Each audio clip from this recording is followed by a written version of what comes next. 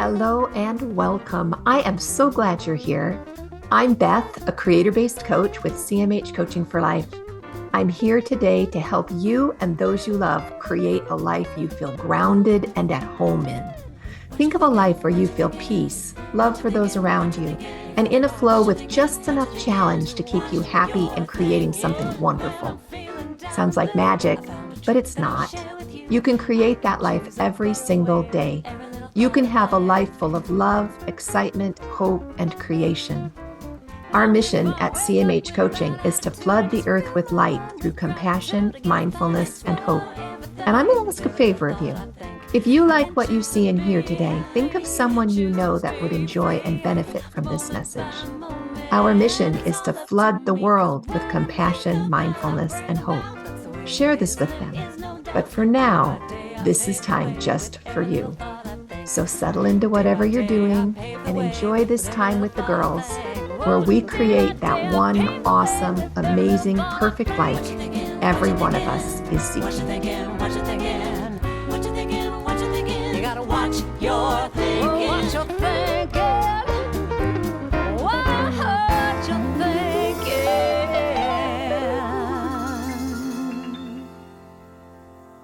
thinking. Say hello to the Bottom Relief Society. Hey, 50/50 girls, we are glad to see you here. Good to see y'all. It's a beautiful creator-based Monday. Such a good day. We're here to talk one last time, but I promise you it won't really be the last time, about compassion, because all of June was Compassion Month. Next month, though, before we start talking about compassion, I just have to tell you I'm so stoked because next month's theme is gifted. Oh, I love it. We have been talking a little bit, the three of us, about miracles, right? And to me, gifted and miracles are on that same sphere. So to spend the whole month talking about gifts that we see in our lives, ways that we can use those gifts, just giftedness. And for me, it's a perfect theme for July, because what is July? It's a month where, like, even in our church, we take Sundays. The only meeting that we do in July is Sunday. We don't do any midweek meetings. The kids don't have youth meetings. You're not running around or doing anything. And it's like, it's just this gift to just relax and kick back and say, oh, it's summer. And that's kind of what our July theme is going to be. Just gifted, opening it all up. But before we get to gifted, compassion. Let's talk a little bit about compassion for one last time. So I have a quote to start with. It's not the only one. There's lots to talk about today, but this is from our friend Kristen Neff, whom we've been speaking, using her quotes all week long because of her book, Mindful Self-Compassion. But she says, having compassion for yourself means you honor and accept your humanness. That's what I thought too.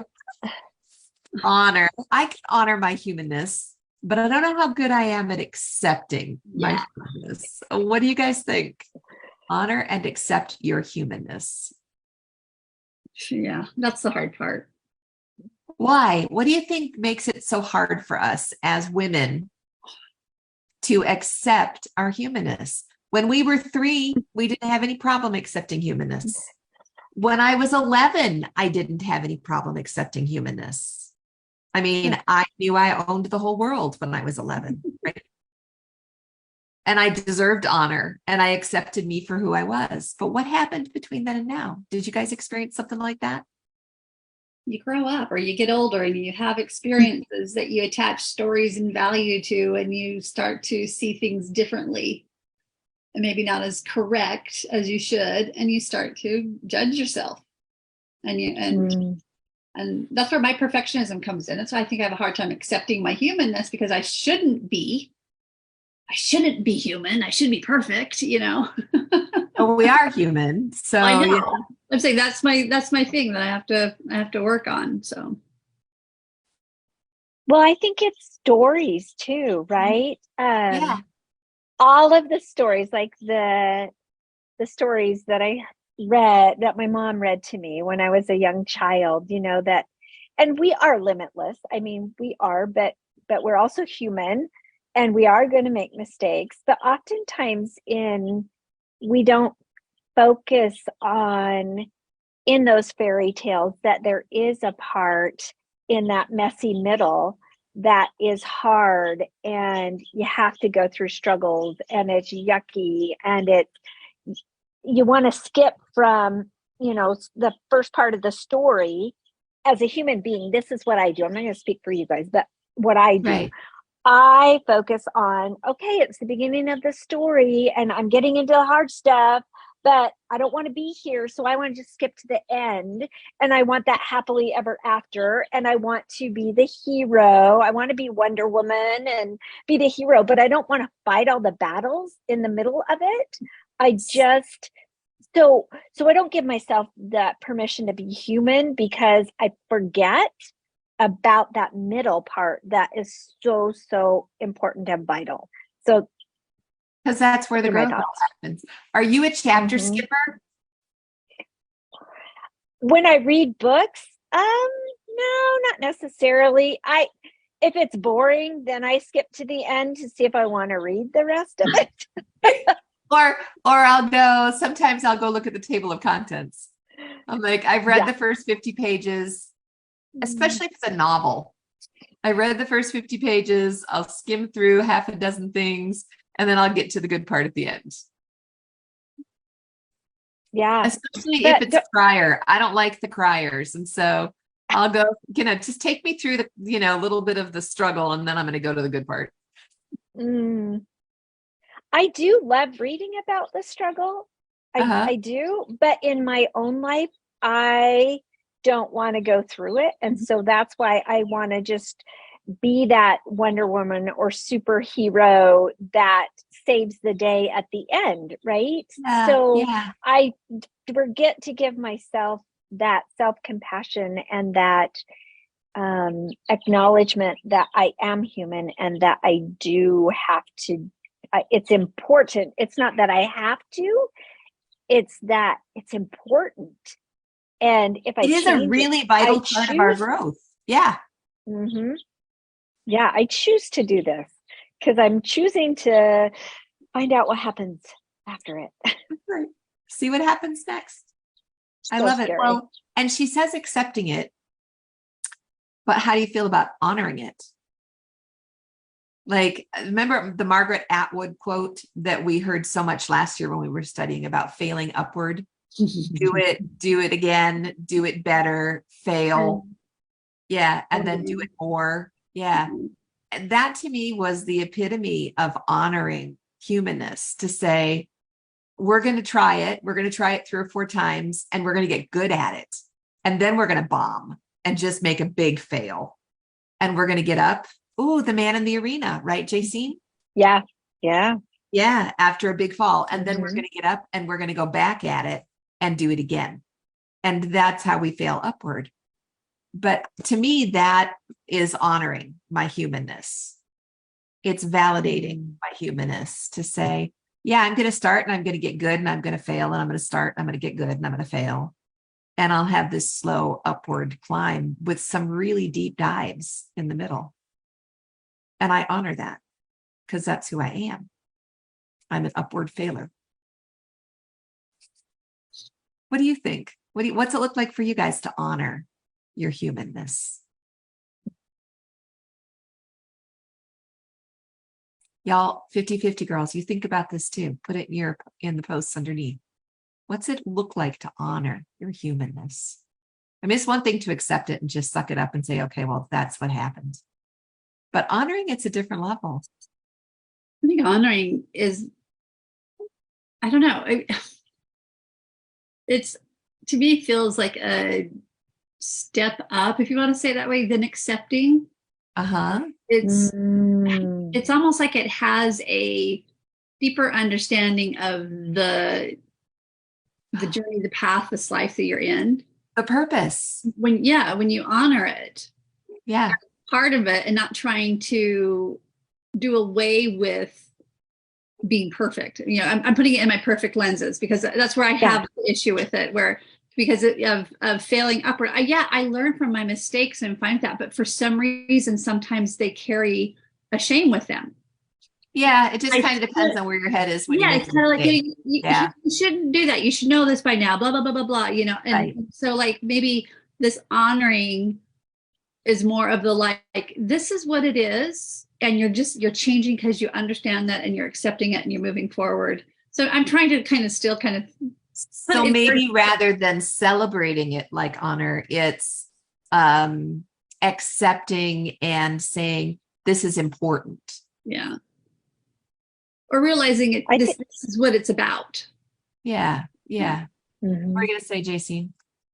I think part of honoring, as Jen, as you were talking about that, was remembering where I started and remembering what brought me to the point that I am now, because, you know, we've had growth.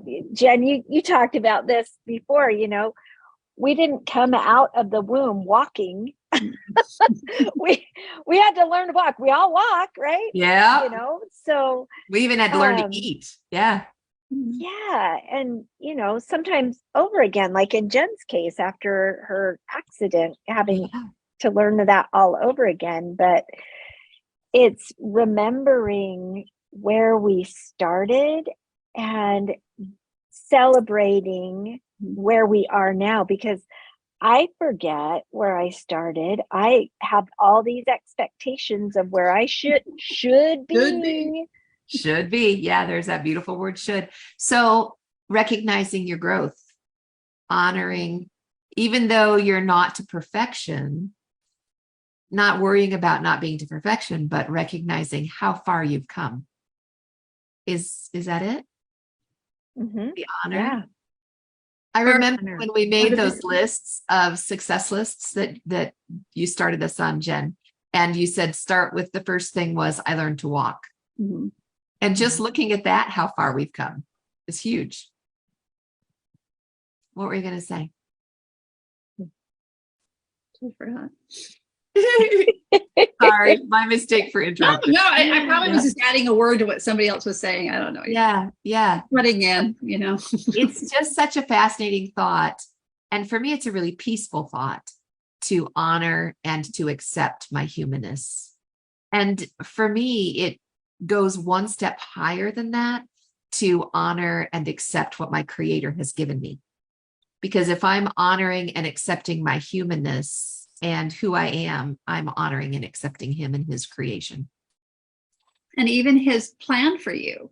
Yeah. Because he is making whatever experiences you're having, you're failing upwards, and all your experiences, they're catered for you to learn and grow if you choose to. Yeah. And it's just a really cool way to feel self-compassion, right? To feel that loving kindness towards ourselves and what we're doing. Yeah. Well, you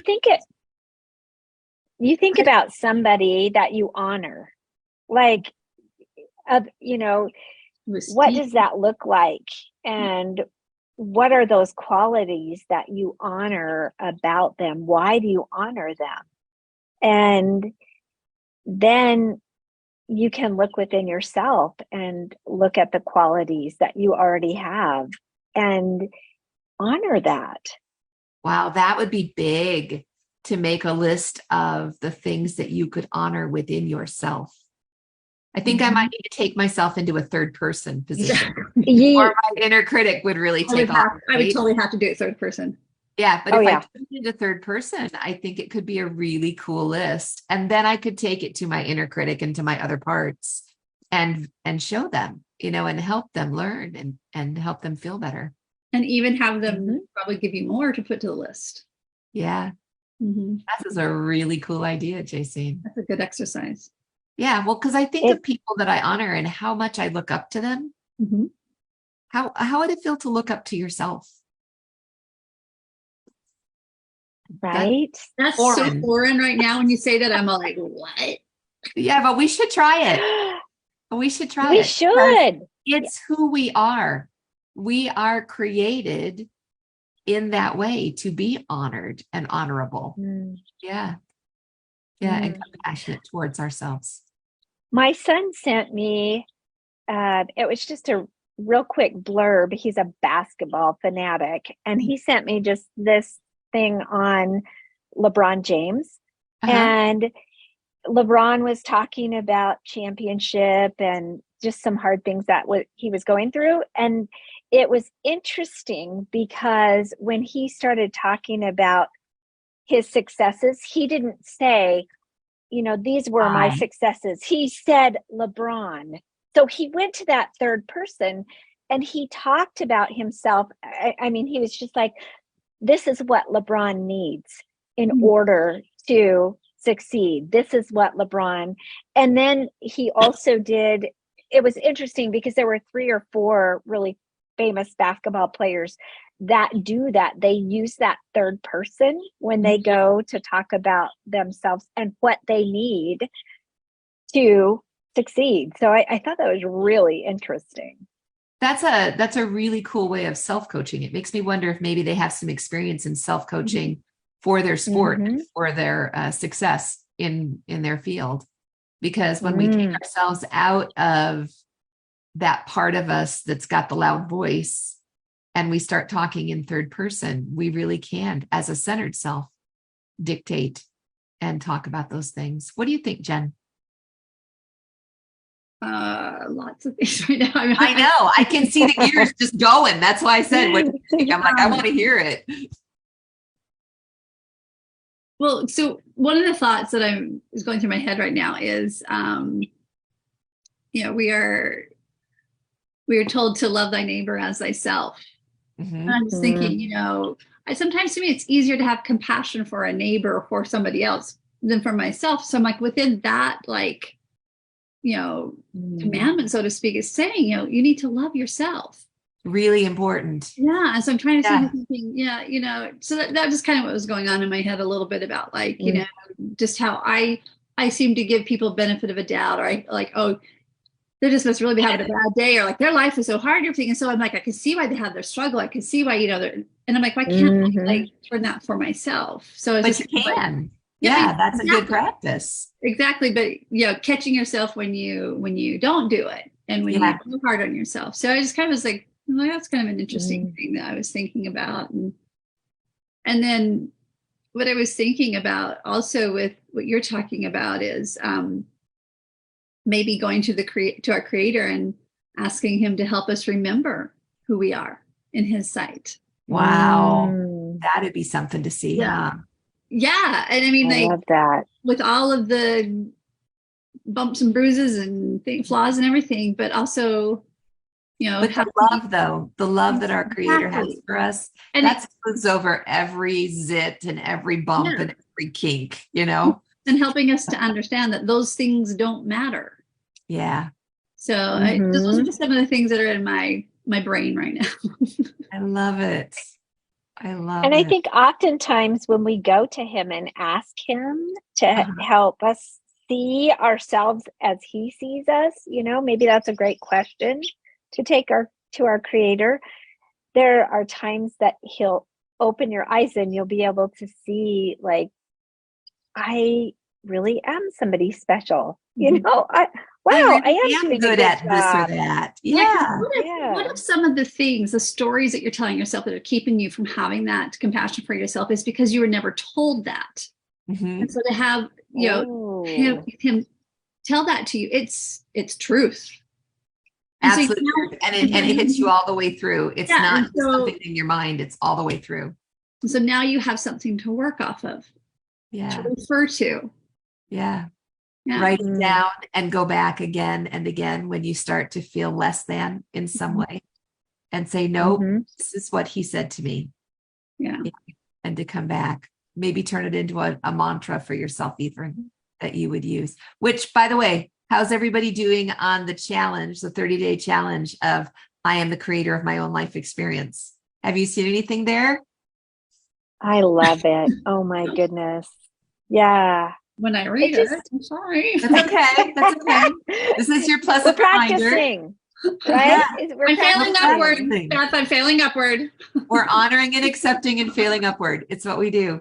But just again, it was just like what you were saying, Jen. I am the creator of my own life experience, right? I have within me all the light and truth, all the things I need to grow and progress. And by taking that and going to this to the creator and asking that validation and that affirmation to see yourself the way he sees you, you really feel that. That power comes in. Yeah. Okay. Well, we're going to redouble efforts to do it. I've got it hanging on my wall in front of my desk, and that really helps me because, you get where you're staring off into space, and I'm like, I'll just practice this.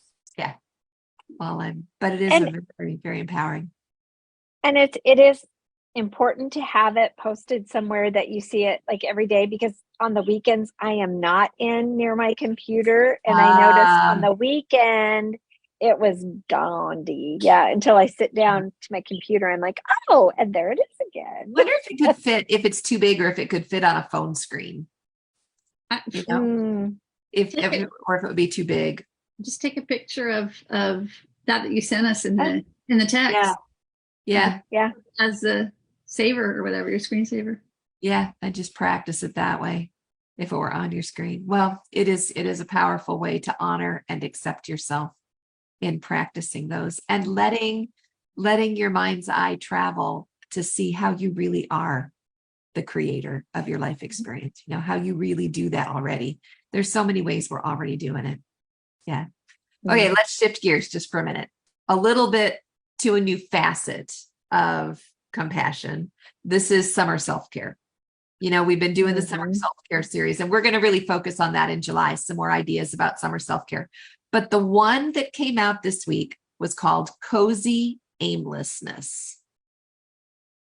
And I wanted to talk a few minutes about cozy aimlessness. Now, it's 107 in Texas today, and I'm not excited about cozy anything. It's like, give me distance. I want air, But to be cozy and comfortable is a lovely thing. What do you think cozy aimlessness might look like in your life? I can tell you about me while you think about it. Would that be helpful? Or you want to have first? Yeah. Okay. So this is what cozy aimlessness looks like for me. I generally don't have clients on Fridays. I spend that day doing all the other cool things that I get to do that don't involve talking to people. And as a natural introvert, it's a really good day for me because I generally just don't talk to anybody. And that's very, it just recharges me for the weekend. And one of my favorite parts about Friday is I don't have a list. When I get up in the morning and I eat breakfast, it's like I can go where the wind blows. And it might blow to my desk, or it might blow to my garden, or it might blow to my kid, but just that aimless but loving, cozy place to be. It's always a productive day, but it's not productive in the 9 to 5 way that I run the rest of the week. And so it's very regenerative for my soul to just have this. And it's cozy because sometimes I don't even get dressed.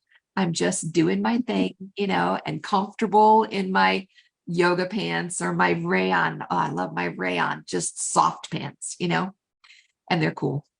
So that's kind of what cozy aimlessness feels like to me. Or the other thing that I love to do is what I call with my kids and my grandkids, a meander, where we just go out on the property and we're not really walking for a particular speed or for a particular purpose. We're just going for a meander. That's that aimlessness.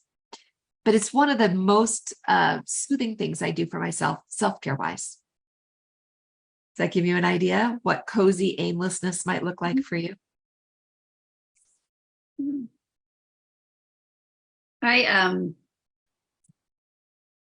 When we lived on a different property before we moved here, and it was 5 acres of woodland with a pond and a stream and everything. And so talk about my husband would come home and he couldn't find me, and he would text me, "Are you rambling?" Because I was in the woods. That's what he called it, your rambles. Rambling. You don't take a trail. You don't do anything. I could either find you in the stream, down by the pond, up in the trees. Because I would just let whatever piqued my interest, I would just go over that, and I would, Right.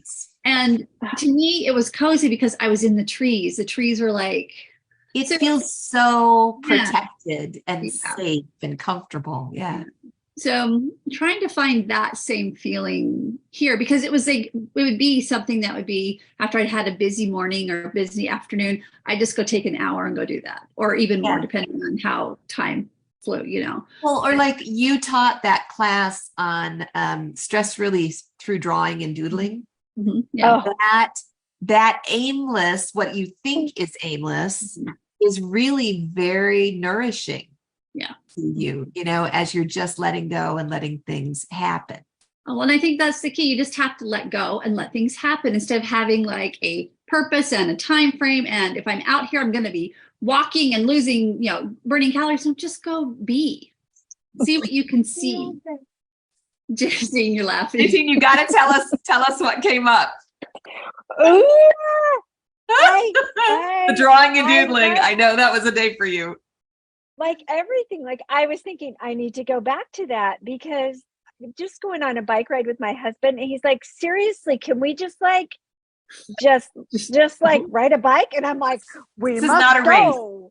Like, oh my gosh, yes. So that is something that I really, really struggled with.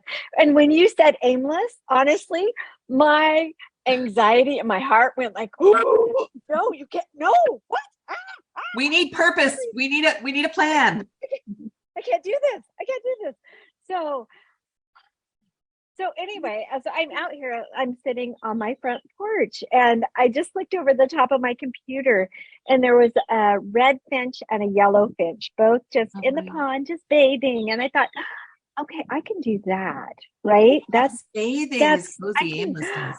I can do that. And then I thought about the in our back irrigation pond, we have a bunch of the cattails.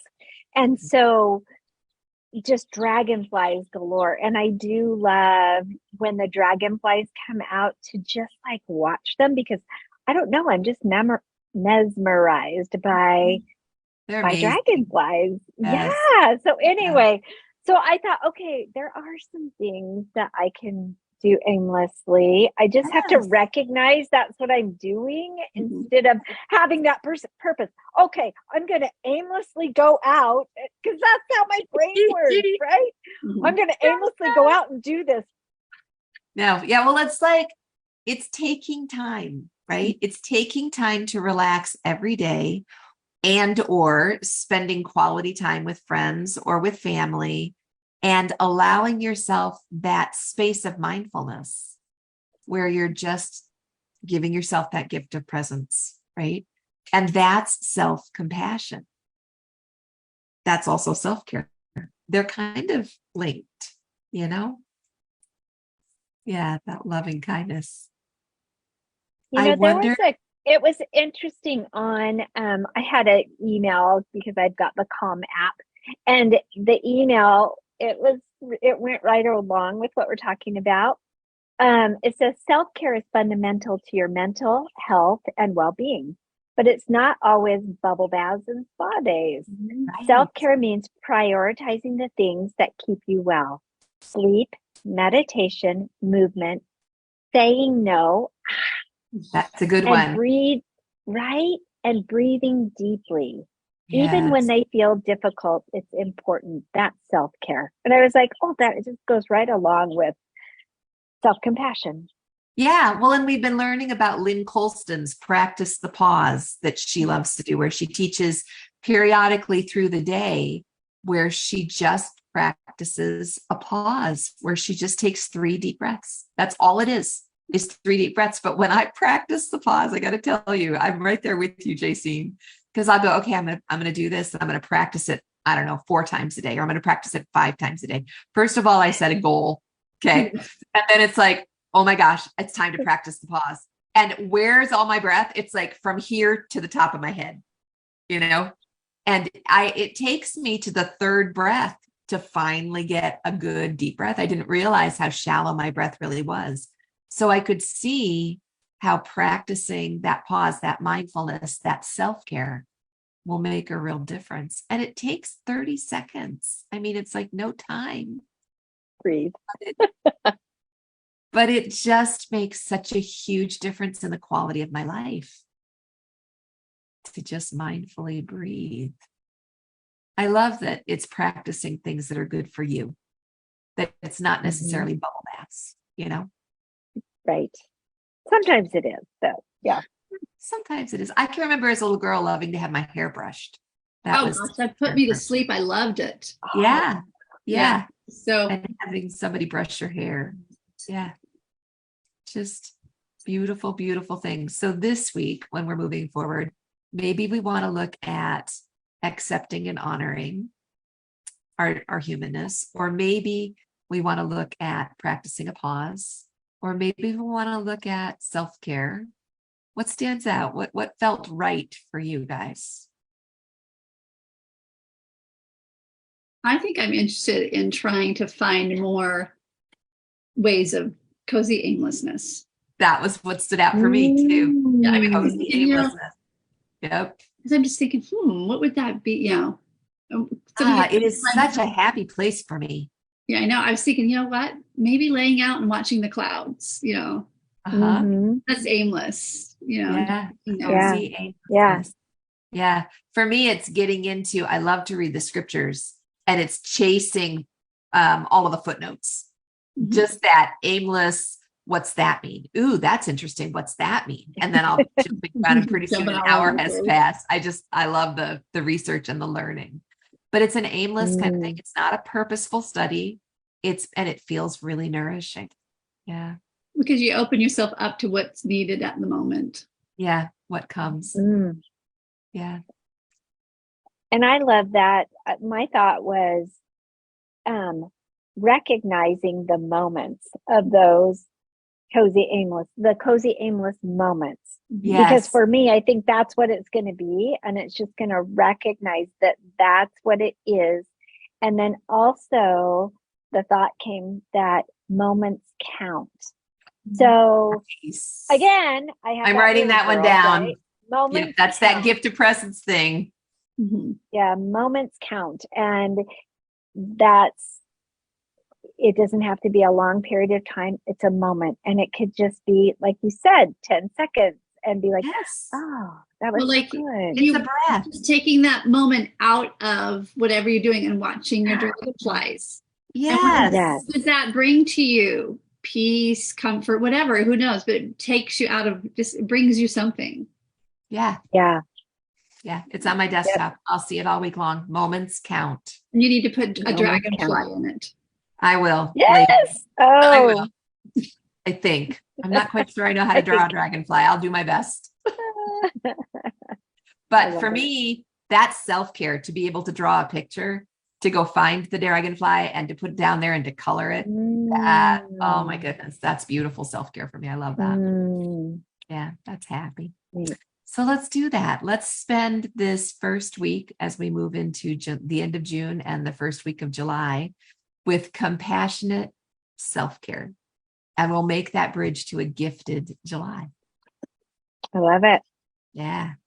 All right. Going forward with our gifted July, tomorrow we have Coaching Clear. Wednesday we have book club, and there's a new book. Yeah. We are starting a new book, and it's called A Dog's Journey. And so excited because, again, self-care. So we're just going to relax into July and read something that's uplifting, but also that's easy read. Yeah. Yeah. Just like relax into it and chill and enjoy. Yeah. Yeah. That sounds beautiful. And we still have coach training, but coach training is focused on gifted as well all this month. So it's going to be just a little nuanced, a little different from the push, work hard that we've been doing for the last 6 months. This month is just a little softer, a little more fun. The worksheet actually involves drawing instead of writing lots of answers. Ooh. Yes, it's a gifted July. Okay. Yeah. And then July the 8th, which is not this coming weekend, but the next weekend, we're doing the tapas acupressure technique for our Jumpstart workshop. Jen, you want to share with us just a little bit about what that means? That's just another tool, another technique to help you release stress and get rid of some emotional baggage, or is to help your nervous system. And I actually also have come across some other pressure point techniques through Tai Chi and things like that I think I'll teach. Oh, I love Tai Chi. Yeah. Ooh, Happy cool. place. Yes. And so it'll depend on as I pull things together, but it's just another tool, another workshop with a tool for you to, help yourself. Yes. Jumpstart your life. Make it better. In a chill, gifted way, because it's July. We get the whole month off. We'll bring you It'll be fun. Yep. All right. Well, till next time then. See y'all later. Bye, guys. Bye, y'all. I can choose to be happy, choose to be free, moment by moment. It's all up to me, 'cause what I think about, I bring about. That's the way it is, and there is no doubt. Day by day, I pave the way with every little thought I think.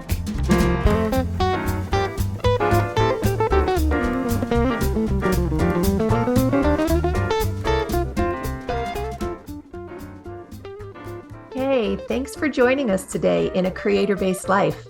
I hope you felt that compassion, mindfulness, and hope you came seeking today. You can find more of it at cmhcoaching.com or on linktree/cmhcoaching. Of course, any social media outlet, we're there too. Because you felt the benefit and light in this message, please invite those you care deeply about to join us. Help us to create a ripple effect across the globe of compassion, mindfulness, and hope. Then we can create a creator-based life together. Have a great week, y'all. We'll talk to you soon. Moment by moment, it's all up to me, 'cause what I think about, I bring about. That's the way it is, and there is no doubt. Day by day, I pave the way with every little thought I think. Day by day, I pave the way with every